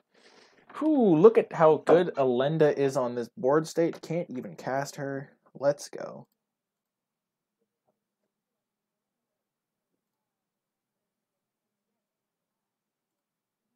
I'm going to crew with my 3/1, because that way he can't like attack me with the 1/4s. He can attack with 2/3, but...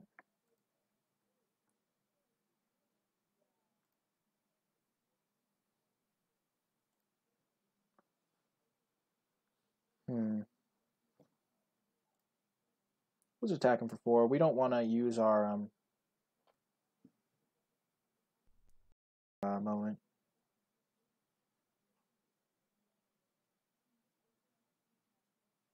Okay.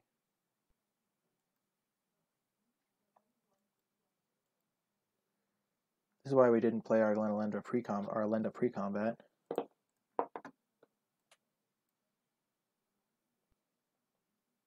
So we can shrink this. This will have 2 toughness, and then we can kill both of them.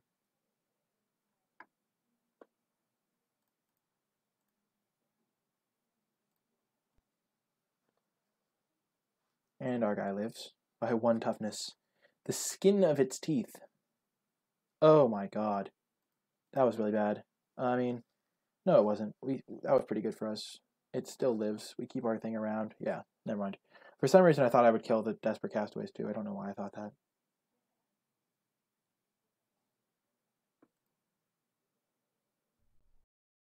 Looks like we're gearing up for a grindy one though. If we find Swamp, we have our Alenda, which is going to be nice. So we'll play our Alenda pre-combat, I think. You can block 2, 4, 5, 6 again. Maybe we don't do that. Maybe we play our Alenda and pass. I think Alenda's going to be good here. Because if we can manage to like kill off like a bunch of creatures next turn, it's going to just grow. And grow, and we have our Recover to get it back if we want to. Though Harpy's probably better to get back. And then we lose to Zetalpa. I am not surprised. Oh, this always happens. Always happens. I play my Mythic Rare, he plays his Rare. Oh, man. Destroyed. Actually wrecked. I watched a little cornball. Oh, man. Alenda will save us. You're just trolling me, Dustin. You're trolling me. Oh, no. Shoot. I'm gonna try and get back my Harpy and draw a swamp. Oh my gosh. This is where I regret telling my deck that I didn't want to draw swamps, because I couldn't cast any of my cards earlier. Oh man, we're so dead. Ah. Oh, I told you, Dustin, we did take Elenda over Luminous Bonds. That was like the card I would have taken if I hadn't taken Elenda. Probably. Though I think Elenda's good. Don't want to be results oriented. You don't always lose the game to Zetalpa. Dustin Stern top 8'd Grand Prix Phoenix? That's crazy. I had no idea. Dustin's not being mean. GP Phoenix was modern. Oh. You top 8'd the PTQ? That's sick. Nice. Also, welcome Duck RN. Just a random PTQ. Top 8'd it. No big deal. Just a day in the life. You know how it is. Just some random Dustin Stern action. Oh my god. Come on. Come on, deck. This is not funny, deck. Ugh. We could have double spelled there. But I really want to get the Harpy out.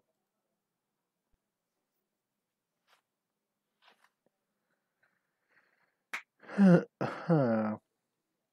then we'll chump with our Aerosaur.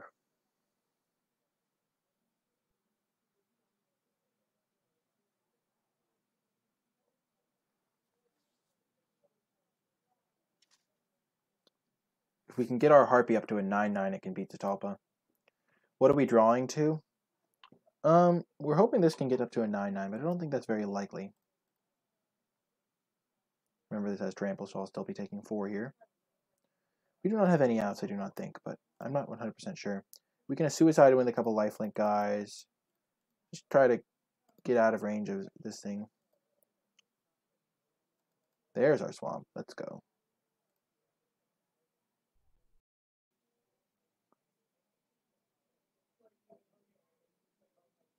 You took Bombard over Bonds? I don't know if I would do that. I think I'd rather have a Bonds, but... So we will crew this. Actually, no, we won't. We'll just attack with our expendables.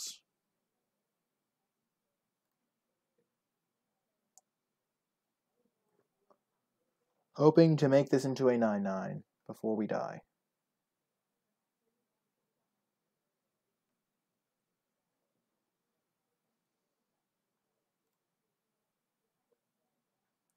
Nope.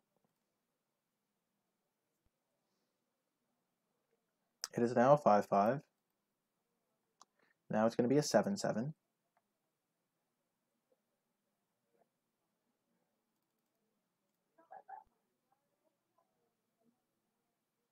We'll play this so we can jump block this. This is 8. We were so close. I didn't do math.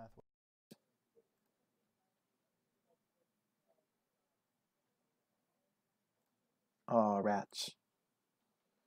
Dang it. We didn't gain enough life.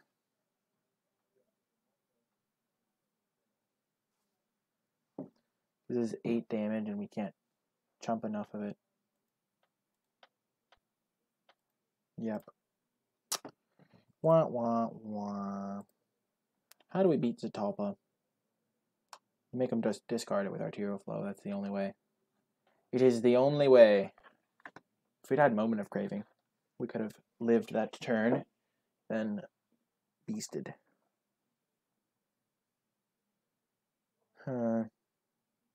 Blazing Hope. That is not a card you can bring in against Zetalpa. Duck RN thinks we should bring it in too? No, he's saying Kappa. I was about to say, chat, you do not bring this card in against Zetalpa. Because the way Zetalpa works is he hits you for 8, but his power is only 4. So if you are at 8 life, you would have to, I guess you take first strike damage, go exactly to 4 or to 3. But That's not insanely likely. And, yeah, we're not bringing in Blazing Hope, folks. I was at 3 last game. I mean, Blazing Hope would have been okay. It is an answer. I think our answer is hope our opponent doesn't draw it. That's generally an answer. Otherwise, we just lose. We lose if he draws it and has 8 mana to cast it before we kill him. Raptor Companion is horrific against Sailor of Means. But so is all of our other 2-drops. Dark Inquiry would be nice. We didn't, not take Dark Inquiries, though. We didn't see any. Maybe I do bring in Blazing Hope. I actually don't have... My 2-drops are actually legitimately bad because he has, 3 Sailor of Means. Let's go. The sideboard tech. Opponent will not see it coming.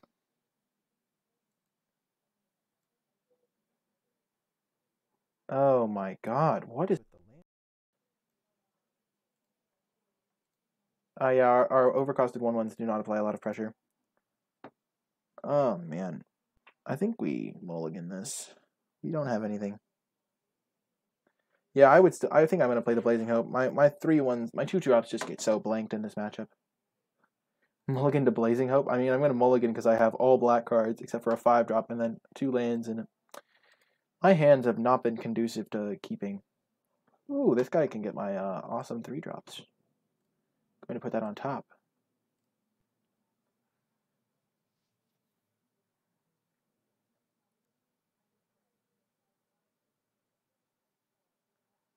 So we have our combo piece. We just need to draw it. Oh, I really hope we don't reveal it off of Ruin Raider. That would be so unfortunate. Okay, doke. Trying to win this game here. It could be tough.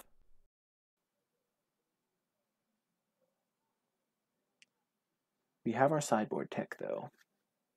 Our lands have not cooperated in this entire draft. Azor's Gateway. Oh, no. No, where's the shadow when you need it? Kadoke. Our combo. We get Forerunner. We get Ruin Raider.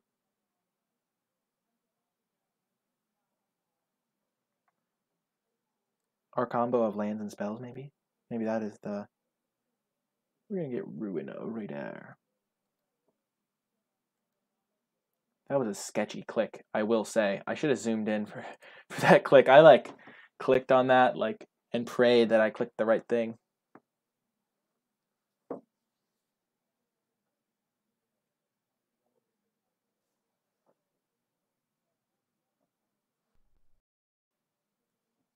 See, this is why we sided out our bad 2-drops, like our Dino guy. We don't draw a land this turn, but we get a nice little attack in here. And we get to draw a card.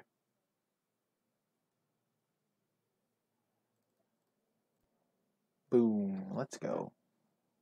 And our opponent loses a life. Get destroyed, opponent. Ooh, the Elenda has arrived. Our 1/1, that 1/1 action. Ooh. Zatalpa is coming. I can sense his presence. Land? No. 4-drops. Or, I guess, things.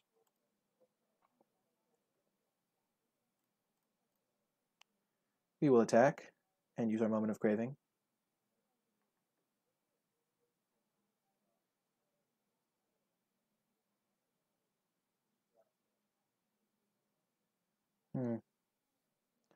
Yeah, we're fine with this. We'll just...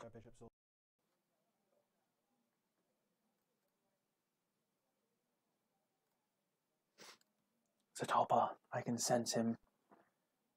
If we reveal our Blazing Hope, I swear, revealing Blazing Hope would feel so bad. Opponent would be like, what is the opponent doing? Oh, we got a swamp. It entered the revealed zone before I saw it. Okay, opponent up to 5 lands. They got that swamp. They probably have a Chupacabra. I have never beaten a Chupacabra, pretty much.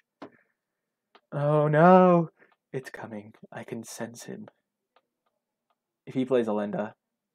Depths. What the? I do not care. I will just replay it.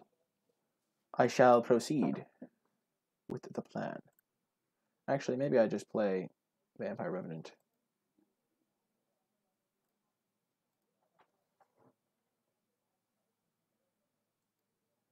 He's at 3, 4, 5, 6 mana. Plays a Talisman 2 turns.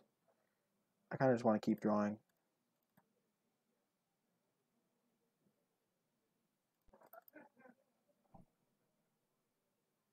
What about our Mythic? I don't think we want to play that this turn. We could play this, just to keep the pressure on him.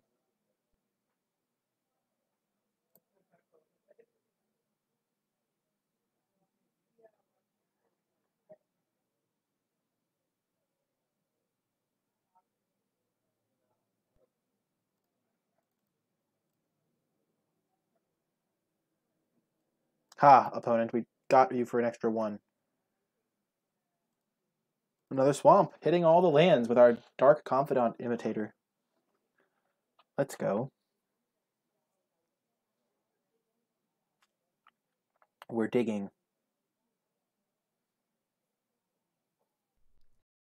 Just keep digging, just keep digging.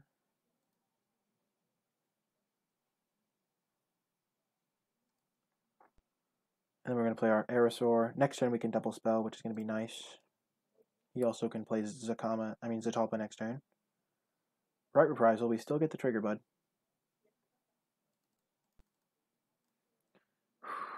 Good thing we didn't attack with our Ruin Raider. Blazing Hope, please don't reveal it. Oh, Impale. Haha, we can kill non-Zatalpa creatures. Oh, he doesn't have Zatalpa this turn.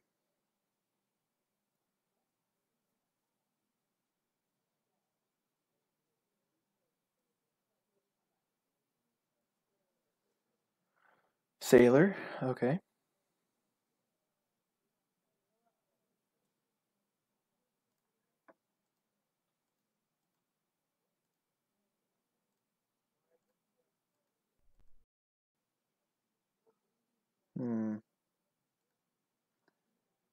I think we will attack with our 3/4, play a 3/1, and hold up Moment of Craving.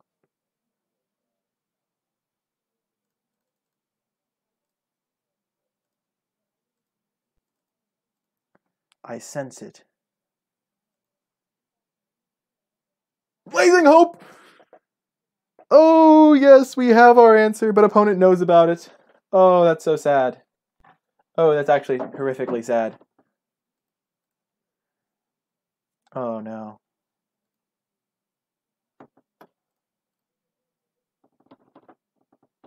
So why would we ever not block here?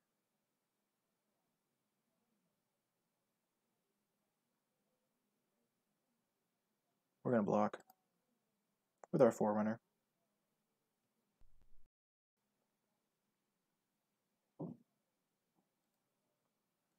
Now they'll never attack. I mean, them never attacking is good.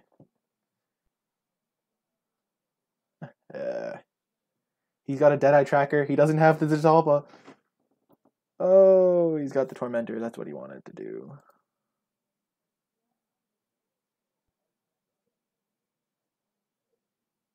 Get rid of a swamp.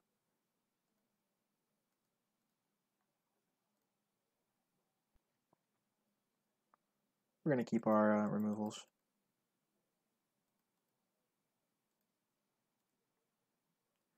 We're getting there, folks.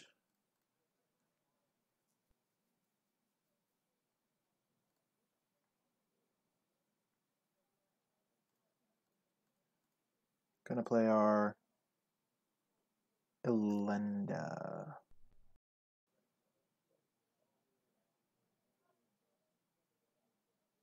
Yeah, we're gonna play Elenda. If we flip our 5-drop, we just want another blocker.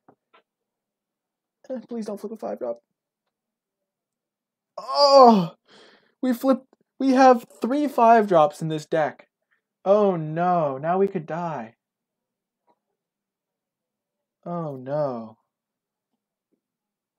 Oh, he's gonna explore. Oh, that's very grim for us. Things are looking bad. Oh no.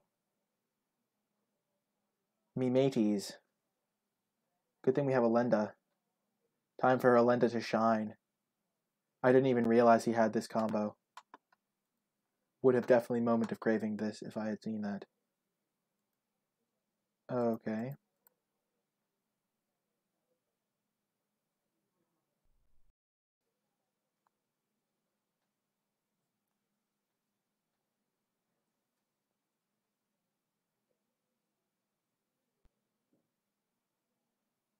Opponent has no cards in hand.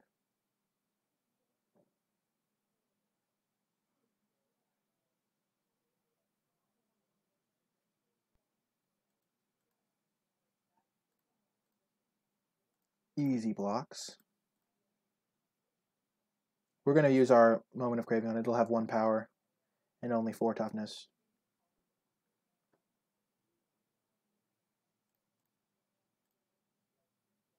And this will grow. Look at Linda go. She's now a 4/4. Yeah! Woo! Let's go. On to game 3, folks. We have our sideboard tech for the matchup.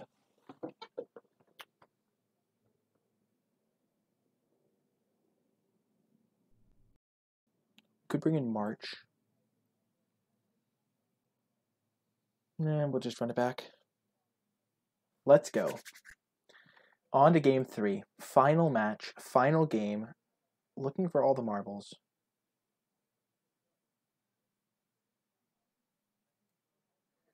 This is a solid hand. We have lands and spells. Whew. We'll be looking to trade off Bishop Soldier if we can, because it will just become blanked later on. We have enough planes to cast our 3-drop.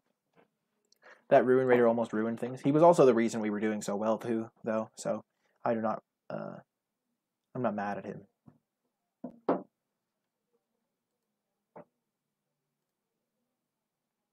So we have enough lands now.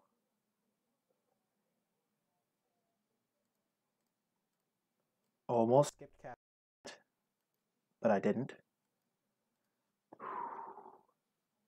Ooh, the clutchness.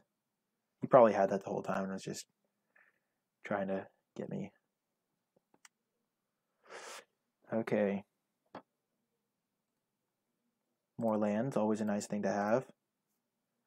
You can start attacking. You just gain a couple extra life. It adds up.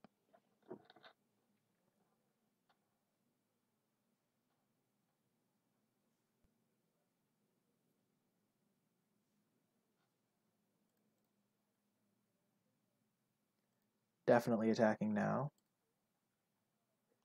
He could have Bright Reprisal, but we have our Ruin Raider. And we don't care about this creature at all. We have Ruin Raider plus keeping it safe with Sheltering Light. And we're gaining life. That's why 4 life is relevant. Okie doke. That was unfortunate.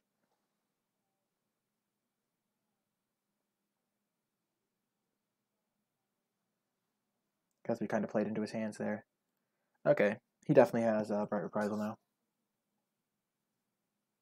Nope. Did I break Holler? Okay.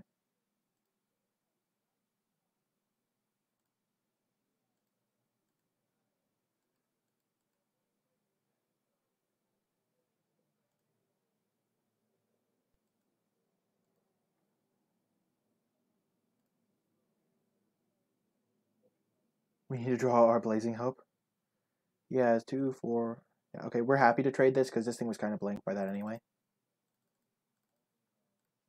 So trading off anything is pretty good for us. It got a little bit of value. 3. Of course, it's always Reaver Ambush. It's never anything where we can actually use our Recover. He has 1 card in hand. Does not look like it's a Zazalba. We're just going to impale the Spirewinder next turn, probably. Can't even Sheltering Light to protect from the thing. Blast it.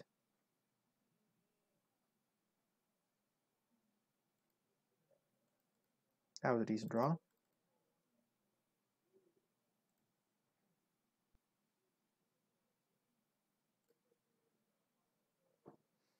We could have recovered and played Ruin Raider. That was another option. I want to just kill that thing, though. Because he might just have removal for our Ruin Raider. Sailor means, that's fine. And yeah, we wouldn't have been able to attack with our Ruin Raider anyway.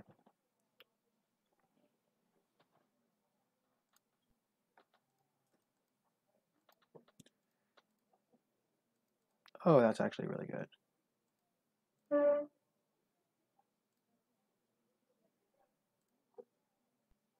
That was actually an insane draw.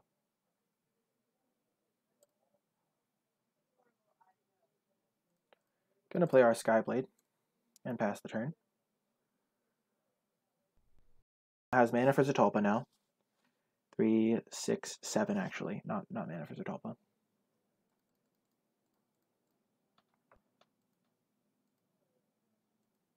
Nice.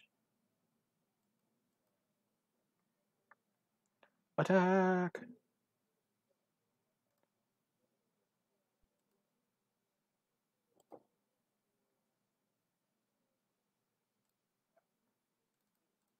Gonna play around him having the counter unless they pay 4. Draw a card. Sky Marcher, that's a good one to draw.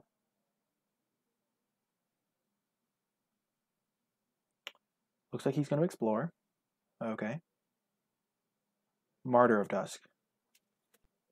He mills it. Dusk Charge is annoying.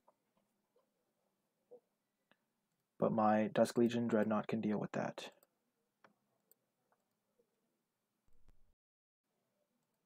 Gonna attack for 1.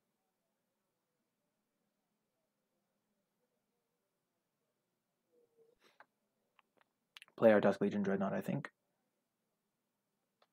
Alternately, we could play our 2 guys and then just double block this.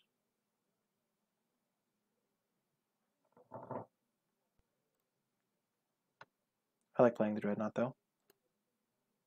We can start attacking with it. It's like a 2-way player.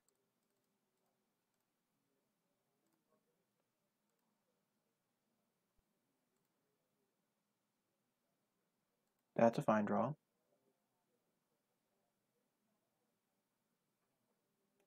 Exploring. Swamp. Okay. Play Swamp. Desperate Castaways.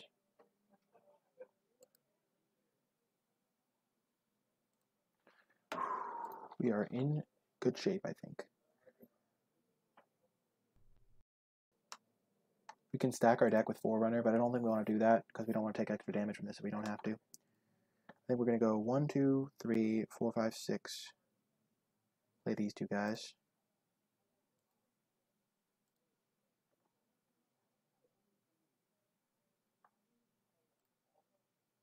Hold up Sheltering Light.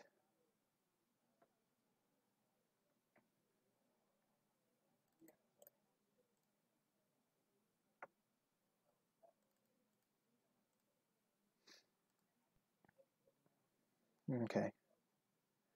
This is insane. Now we have 3 power flying. We have our Blazing Hope. Blazing Hope has entered the building. Oh man, this is intense. Whew, now I feel safe.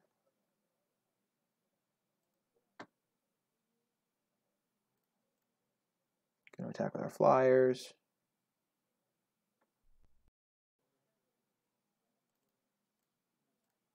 Sky Marcher. Dynasty, Forerunner of the Coalition. And not going to use its ability. Because we don't want to take 3 damage by stacking one of our good guys on top. Okay, Moment of Craving's nice. Boom! Opponent cannot beat the limited equivalent of Dark Confidant. Let's go. We even had our Blazing Hope for the Zatalpa. That was such a cool sideboard tech. Whew, got that 2-1. Bam. Okie doke. Well, if you're watching this on YouTube, I hope you enjoyed the video. I certainly had fun drafting it, and I hope you enjoyed watching. If you did enjoy, be sure to click that thumbs up and subscribe to get updates for whenever I post new content. Also, if you have any questions about the draft or the gameplay, be sure to leave them in the comment section down below, and I will happily respond with my thoughts or answers. If you would like to catch me streaming live, you can find me on Twitch, streaming at NicolaiBolas. Do me on twitch.tv/NicolaiBolas. There will be a link to it down in the description below. If you would like to connect with me on social media, you can find me on Twitter. Tweet me at NicolaiBolas. I post there whenever I go live, whenever I have a 3-0 deck list, and whenever I post a new YouTube video. But yeah, that's going to do it for this one. I hope you enjoyed it, and I will talk to you soon.